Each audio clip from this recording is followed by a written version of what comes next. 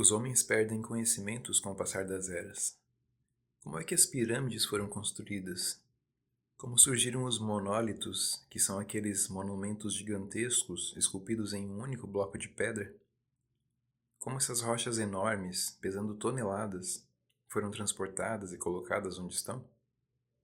Existem muitos estudos e especulações, mas ninguém sabe ao certo como essas obras foram realizadas. Outro exemplo são os famosos violinos Stradivarius, que foram confeccionados por um único homem entre os séculos XVII e XVIII e são reconhecidos por sua excelente qualidade musical e sonoridade lendária, e pelo elevado valor de mercado, que pode chegar a milhões de dólares. Artistas e artesãos modernos não conseguem reproduzir técnicas e materiais superiores do passado para chegarem a instrumentos tão excepcionais como esses raríssimos violinos. Outro exemplo, em 1994, pesquisadores descobriram uma cidade-fortaleza romana no Egito, na península do Monte Sinai, que foi o monte onde Deus deu os 10 mandamentos a Moisés. Essa cidade descoberta pelos pesquisadores foi uma grande e importante cidade por muito tempo, mas ficou esquecida e coberta de areia por centenas de anos. Todos esses exemplos contradizem a ideia de que o conhecimento só aumenta com o passar do tempo. Na verdade, o conhecimento dos homens diminui à medida que alguns fatos importantes são distorcidos ou ignorados e, finalmente, esquecidos. Imagina que maravilha seria se pudéssemos restaurar esses conhecimentos que foram esquecidos, ignorados ou até mesmo distorcidos. Da mesma forma, isso se aplica ao conhecimento religioso e explica a necessidade de se ter novamente o Evangelho de Jesus Cristo em sua pureza, sem perdas ou alterações, como foi dado pelo próprio Salvador. Vou falar de algumas doutrinas essenciais que voltaram ao conhecimento da fé cristã. Vou falar sobre afastamento da verdade e sobre a restauração da verdade. Eu, Joel, sou um membro da Igreja de Jesus Cristo dos Santos dos Últimos Dias. Você provavelmente já ouviu falar dos Mormons, né? Ou talvez já tenha visto na rua duplas de rapazes de camisa branca e gravata, ou até duplas de moças com plaquetas pretas junto ao peito. A nossa igreja tem muitas crenças em comum com outras igrejas cristãs. Porém, existem diferenças que explicam o porquê de nossos missionários pregarem a outras pessoas que já são cristãs. Por que construímos templos e não só igrejas? E por que conseguimos continuar felizes e fortes, apesar de todas as dificuldades e sofrimentos da vida e da morte? Os Mormons definitivamente procuram ser cristãos verdadeiros. O próprio nome da igreja já diz: a Igreja de Jesus Cristo, dos Santos dos Últimos Dias. O cabeça dessa igreja é Jesus Cristo e seus membros são legítimos cristãos. Nós nos autodenominamos santos não porque nos consideremos melhores que nossos irmãos de outras denominações religiosas, mas porque somos pessoas que procuram viver de forma santa. Somos pessoas comuns, como quaisquer outras, mas nos esforçamos para seguir o exemplo de Jesus Cristo. Nós nos esforçamos para ser santos como Cristo pediu que todos sejamos. Nossa primeira regra de fé diz: cremos em Deus, o Pai Eterno, e em seu Filho, Jesus Cristo, e no Espírito Santo. Os três são unos em propósito, mas não são a mesma pessoa. Deus, Jesus Cristo e Espírito Santo são membros da Trindade, mas cada membro da Trindade é um ser distinto, separado fisicamente um do outro. Deus, o Pai, não é apenas um espírito. Ele é uma pessoa glorificada que tem um corpo tangível, Jesus Cristo da mesma forma. Cristo ressuscitou literalmente, ou seja, o espírito e o corpo de carne e ossos dele foram separados quando ele morreu, mas foram novamente reunidos após sua morte. E ele vive hoje. A própria Bíblia confirma que Deus, o Pai, e seu Filho ressuscitado, Jesus Cristo, são seres tangíveis e distintos. Em Gênesis 1:27, diz que o homem foi criado à imagem de Deus. Como podemos ter sido criados à imagem de Deus se Deus é diferente de nós? Em Mateus capítulo 3, versículos 13 a 17, fala sobre a manifestação de três membros separados da Trindade no batismo de Jesus. O próprio Jesus, sendo batizado, Deus nos céus, anunciando: "Este é meu Filho amado", e o Espírito Santo sinalizando sua presença através do sinal da pomba. Quando as doutrinas que temos hoje na Bíblia foram pela primeira vez transmitidas à humanidade, elas eram claras e puras e muito preciosas e de fácil compreensão. Mas muitos grupos cristãos rejeitam essas ideias de que Deus é um ser individual e tangível e que a Trindade é formada por três seres separados. Eles acreditam que Deus é um espírito e que a Trindade é composta por um só Deus. Esses conceitos evidenciam o afastamento da verdade, o afastamento do conhecimento que a humanidade tinha antes sobre a natureza de Deus. E a esse afastamento da verdade sobre as coisas de Deus chamamos grande apostasia. Vocês já viram na Bíblia termos como o incompreensível mistério de Deus, ou então o mistério da Santíssima Trindade? Esses termos não existem na Bíblia. Essas palavras vêm das ideias da filosofia grega. Nos primeiros séculos depois da morte dos apóstolos, os filósofos da época argumentavam que a matéria física, o corpo, era maligno e que Deus era um espírito sem sentimentos ou paixões. Para as pessoas que acreditavam nessas afirmações, era difícil aceitar os ensinamentos simples do cristianismo. Um filho unigênito que dizia ser a imagem expressa de seu Pai Celestial e também ensinava seus seguidores a serem um, assim como ele e o Pai eram um. Também era difícil para essas pessoas aceitar que um Messias teria morrido numa cruz e mais tarde aparecido a seus seguidores como um ser ressuscitado de carne e ossos. As especulações filosóficas gregas entraram em conflito com a fé e prática simples e literal dos primeiros cristãos e surgiram sérias contendas no Império Romano. Então, o imperador Constantino convocou o primeiro concílio da Igreja, a primeira reunião dos líderes religiosos da época, o Concílio de Nicéia, em 325 d.C. Então o Credo de Nicéia simplesmente apagou o conceito do Pai e do Filho como seres separados. Eles deliberaram e chegaram ao acordo de que Deus, o Filho, era a mesma substância que o Pai. A Igreja de Jesus Cristo dos Santos dos Últimos Dias rejeita todos os credos pós-bíblicos, pois eles misturaram filosofia grega e doutrina cristã, consequentemente perdendo a verdade como ela é, a respeito da natureza de Deus e da Trindade. Nesse processo de afastamento da verdade, a que chamamos de apostasia, o Deus palpável e pessoal do Velho e do Novo Testamentos foi substituído pela deidade abstrata e incompreensível da filosofia grega. A linguagem da Bíblia permaneceu, mas na linguagem filosófica religiosa, Deus passou a ser Pai apenas num sentido figurado, deixando de ser um ser compreensível e piedoso. Além disso, a identidade distinta de seu Filho unigênito, Jesus Cristo, foi absorvida numa abstração filosófica que tentou estabelecer uma substância comum em um relacionamento incompreensível entre eles e nós, seus filhos. Mas eu gostaria de deixar claro que essas críticas que os santos dos últimos dias fazem não se dirigem às pessoas que professam essas crenças. Acreditamos que a maioria dos líderes e seguidores religiosos são crentes sinceros, que amam a Deus e buscam servir da melhor maneira que lhes é possível. Somos devedores aos homens e mulheres que mantiveram viva a luz da fé e do ensino através dos séculos até os dias de hoje.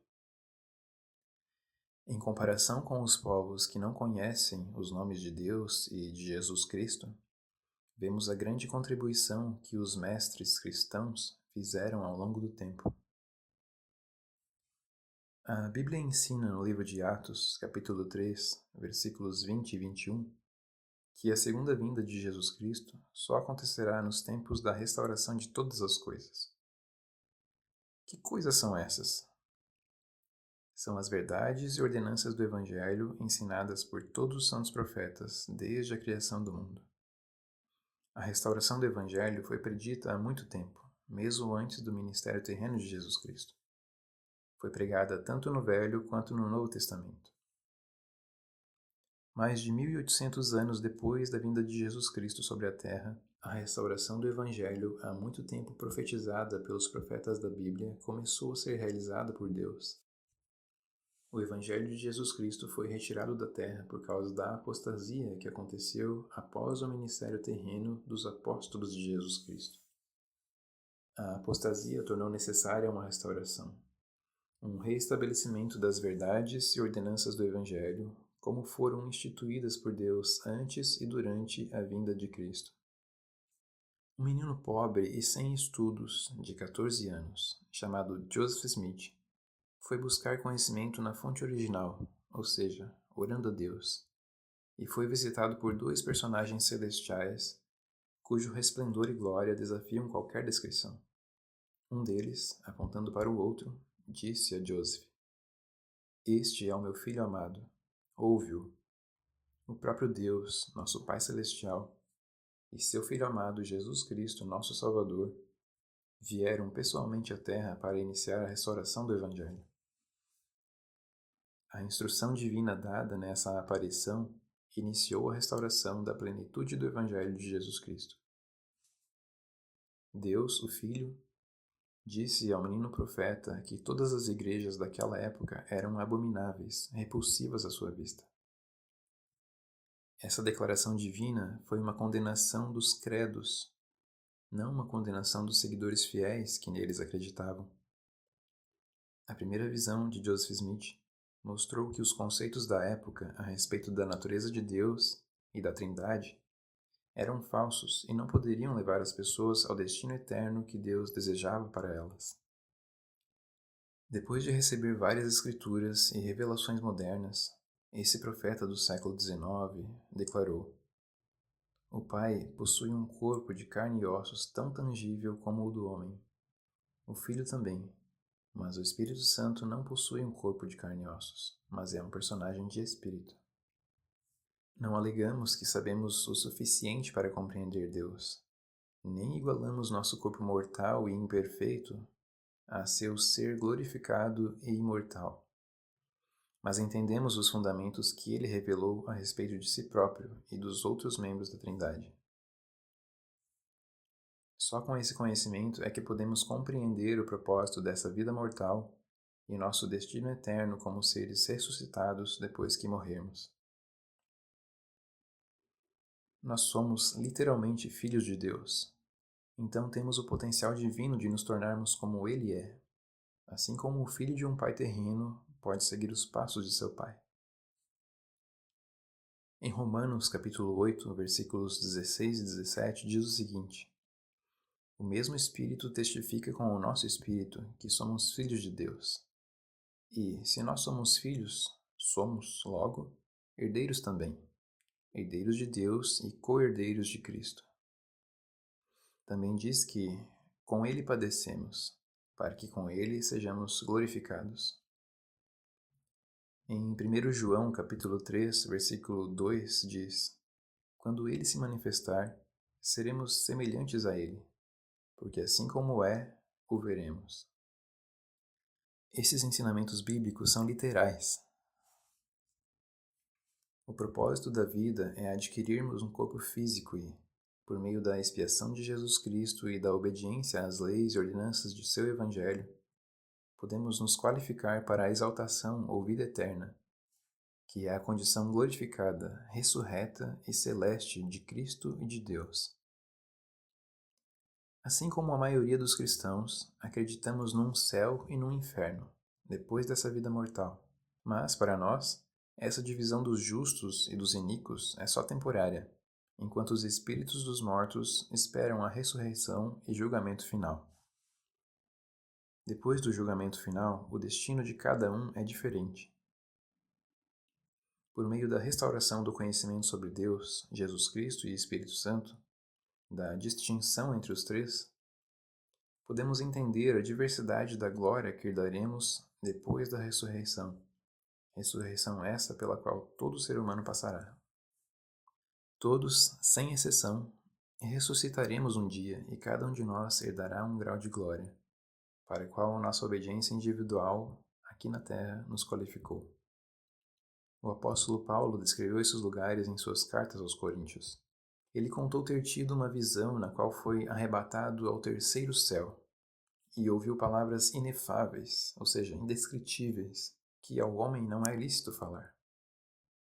Falando sobre a ressurreição dos mortos, Paulo fala sobre 3 tipos de glória: a glória do sol, a glória da lua e a glória das estrelas. Ele fala de glórias diferentes para tipos de corpos diferentes, e as compara à glória do sol, da lua e das estrelas. Mas atentem para o versículo 40 de 1 Coríntios capítulo 15. Notem que parece estar faltando um terceiro tipo de corpo. Ele fala de corpos terrestres e corpos celestes. Mas no versículo 41 ele fala de 3 tipos de glória. Mas como há 3 céus, 3 tipos de glória, comparáveis à glória do sol, da lua e das estrelas, se há apenas 2 tipos de corpos? Com as revelações modernas, aprendemos que esse terceiro tipo de corpo é o corpo telestial. E esses 3 tipos de glória, telestial, terrestrial e celestial, estão diretamente ligados aos 3 diferentes membros da Trindade. Todas as pessoas que não receberam o Evangelho nem o testemunho de Jesus Cristo, todas as pessoas más e iníquas, que se prostituem, que roubam, que cometem muitos tipos de pecados, que se alegram no que é errado e que tiveram que sofrer por suas iniquidades, no fim, herdarão o domínio teleste. Mas mesmo esse grau de salvação da glória telestial, o grau mais baixo dos 3, ultrapassa todo o nosso entendimento, pois seus ocupantes receberão o Espírito Santo e a administração de anjos. O segundo grau, o reino terrestre, ultrapassa em todas as coisas a glória do teleste, em glória, em força, em poder e em domínio. Todas as pessoas honradas da terra herdarão esse grau de glória terrestrial. O melhor desse reino é que quem se qualifica para estar nele recebe a presença do Filho de Deus, Jesus Cristo. O que a maioria dos cristãos descreve como sendo o céu é o segundo grau de glória, o reino terrestre, o reino em que Jesus Cristo se faz presente. Nós, membros da Igreja de Jesus Cristo dos Santos dos Últimos Dias, nos juntamos a Paulo e afirmamos a existência de um terceiro reino, o mais elevado de todos. O reino celestial é o lar daqueles cujos corpos são celestiais, que possuem a glória do sol, a glória de Deus. Os que se qualificarem para habitar no reino celestial habitarão na presença de Deus e seu Cristo para todo sempre. Entre os requisitos elevados desse reino estão a fidelidade aos convênios realizados com Deus em um de seus templos sagrados e ao casamento para a eternidade. Os herdeiros do reino celestial serão exaltados com a plenitude do Pai, com a vida eterna. A vida eterna não é uma união mística com um Deus Espírito incompreensível. A vida eterna é a vida em família com um amoroso Pai Celestial e com nossos progenitores, nossos pais, avós, antepassados e com nossa posteridade, nossos filhos, netos, bisnetos, etc. O Evangelho restaurado de Jesus Cristo é abrangente, universal, misericordioso e verdadeiro. Todos nós, filhos e filhas de Deus, precisamos passar pelas experiências da vida mortal para crescermos e nos aperfeiçoar. No fim, todos ressuscitaremos e iremos para um reino de glória. Os justos, independentemente de sua denominação religiosa, herdarão um reino de glória maravilhoso, que está além da nossa compreensão. Até mesmo os iníquos, ou quase todos eles, no final, irão para um reino de glória, embora inferior. E isso tudo vai acontecer por causa do amor de Deus por seus filhos e por causa da expiação e da ressurreição de Jesus Cristo, que glorifica o Pai e salva todas as obras de suas mãos. O propósito da Igreja de Jesus Cristo dos Santos dos Últimos Dias é ajudar todos os filhos de Deus a entenderem seu potencial divino e a alcançarem seu destino eterno mais elevado. Esta Igreja existe para proporcionar aos filhos e filhas de Deus os meios de entrarem para a exaltação no reino celestial. As doutrinas e práticas da Igreja de Jesus Cristo se concentram na família. Nossa compreensão da natureza e do propósito de Deus, o Pai Eterno, explica nosso destino e nosso relacionamento em sua família eterna. Fomos criados por um Pai e uma Mãe celestiais, que querem que retornemos à presença deles. Nossa mais elevada aspiração é ser como eles. De acordo com o misericordioso plano de salvação do Pai Celestial, tudo isso é possível por meio da expiação do unigênito de Deus, nosso Senhor e Salvador Jesus Cristo. Nós, pais terrenos, participamos no plano do Evangelho fornecendo corpos mortais aos filhos espirituais de Deus. A salvação é um assunto de família. Por causa de todas essas gloriosas possibilidades é que proclamamos a mensagem do Evangelho restaurado a todas as pessoas, inclusive bons cristãos praticantes de outras crenças. Por isso, construímos templos. Conseguimos sobrepujar todos os desafios dessa vida mortal por causa de nossa fé, que nos dá força e alegria necessárias para continuar firmes. Queremos oferecer essas verdades e oportunidades a todas as pessoas.